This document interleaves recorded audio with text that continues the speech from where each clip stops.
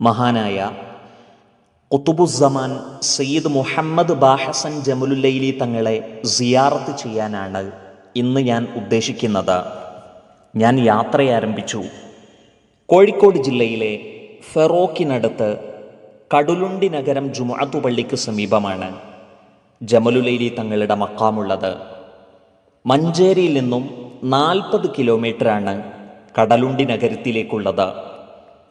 മമ്പുറം തങ്ങളുടെ സമകാലികനും കേരളത്തിലെ ജമലുല്ലൈലി സാദാത്തുക്കളുടെ പിതാവുമാണ് സയ്യിദ് മുഹമ്മദ് ബാഹസൻ ജമലുല്ലൈലി തങ്ങൾ.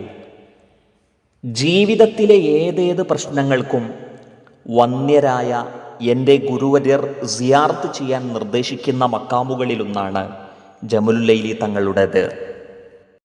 അതിനാൽ തന്നെ പല പ്രാവശ്യവും ഇവിടെ വരാനും സിയാറത്ത് ചെയ്യാനും സാധിച്ചിട്ടുണ്ട്. ഞാൻ കടലുണ്ടി നഗരത്തിലെത്തി. ഇതാണ് മക്കാം. കടലുണ്ടി നഗരം ജുമുഅത്ത് പള്ളിയും സമീപം കാണാം. ഞങ്ങൾ മക്കാമിലേക്ക് നടന്നു. സിയാറത്തിനു മറ്റും വിശാലമായ സൗകര്യമുണ്ടിവിടെ. ഹിജ്റ വർഷം 1155 ഇന്ത്യൻ സുമാത്രക്കടുത്ത അജിയിലാണ് സയ്യിദ് മുഹമ്മദ് ബാഹസൻ ജമലുല്ലൈലി റളിയല്ലാഹു അൻഹു ജനിക്കുന്നത്. പണ്ഡിതനും അജീല ഭരണാധികാരിയുമായ സയ്യിദ് അബ്ദുറഹ്മാൻ ജമലുല്ലൈലിയാണ് പിതാവ്. ഹിജ്റ വർഷം 1180 ഷഅബാൻ മാസത്തിൽ മുത്തുനബി സ്വല്ലല്ലാഹു അലൈഹി വസല്ലമയുടെ നിർദ്ദേശപ്രകാരം കടലിൽ മുസ്വല്ല വിരിച്ച് കേരള കടൽ തീരത്ത് എത്തുകയായിരുന്നു മഹാനായ ജമലുല്ലൈലി തങ്ങൾ.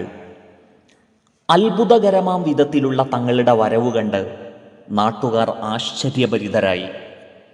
അവർ തങ്ങളെ ആദരവോടെ സ്വീകരിക്കുകയും കടലുണ്ടിയിൽ സ്ഥിരതാമസത്തിന് നിർബന്ധിക്കുകയും സൗകര്യമൊരുക്കുകയും ചെയ്തു. ജനിച്ചതും വളർന്നതും കൊട്ടാരത്തിലാണെങ്കിലും വളരെ സുഹൃദിലാണ് ജമലുല്ലൈലി തങ്ങൾ ജീവിച്ചത്. ദീനി വിജ്ഞാനങ്ങൾ അത്യാവേശപൂർവം പഠിക്കുകയും വലിയ പണ്ഡിതനായി തീരുകയും ചെയ്തു. ചെറുപ്രായത്തിലെയുള്ള മകൻ്റെ ഭക്തിയും ഐഹിക വിരക്തിയും കണ്ട് മാതാപിതാക്കൾ സർവ്വ സ്വാതന്ത്ര്യവും നൽകി. ഒരുപാട് കറാമത്തുകൾക്കുടമയാണ് ജമലുല്ലൈലി തങ്ങൾ. ഇന്ത്യയിൽ നിന്ന് കേരളക്കരയിലേക്ക് മുസ്വല്ല വിരിച്ചു വന്നത് തന്നെയാണ് തങ്ങളുടെ ഏറ്റവും വലിയ കറാമത്തായി കണക്കാക്കുന്നത്. ഒരിക്കലൊരു യാത്രയിൽ തങ്ങൾക്ക് മീൻ കഴിക്കാൻ വല്ലാത്ത ആഗ്രഹം. മീനൊന്നും കിട്ടാത്ത സ്ഥലത്തായിരുന്നു തങ്ങളപ്പോൾ ഉണ്ടായിരുന്നത്. ഇവിടെ കടലുണ്ടോ?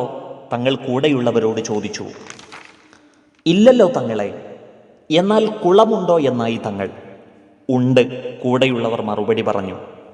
എന്നാൽ അവിടെ പോയി നോക്ക്, മീൻ ഉണ്ടാകുമെന്ന് തങ്ങൾ പറഞ്ഞു. ഇതുവരെ ഒരു മീൻ പോലുമില്ലാത്ത ആ ചെറിയ കുളത്തിൽ നിന്നും മീനിൻ്റെ ഒരു ചാകര തന്നെ അവർക്ക് കിട്ടി. ഇതുപോലെ എണ്ണിയാലൊടുങ്ങാത്ത അനവധി കറാമത്തുകൾക്ക് ദൃസാക്ഷികൾ ഏറെയാണ്. ഹിജ്റ വർഷം 1230 റബീഉൽ ആഖിർ 22 വെള്ളിയാഴ്ചയാണ് ജമലുല്ലൈലി തങ്ങൾ വഫാത്താകുന്നത്.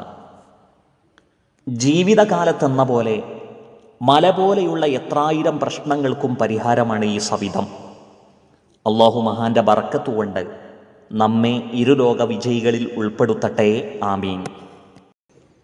എൻ്റെ ഫൈസൽ മഞ്ചേരി എന്ന ഈ ചാനൽ സബ്സ്ക്രൈബ് ചെയ്ത് ലൈക്ക്, കമൻറ്റ്, ഷെയർ എന്നിവ ചെയ്ത് വിജയിപ്പിക്കണമെന്ന് അപേക്ഷിക്കുന്നു.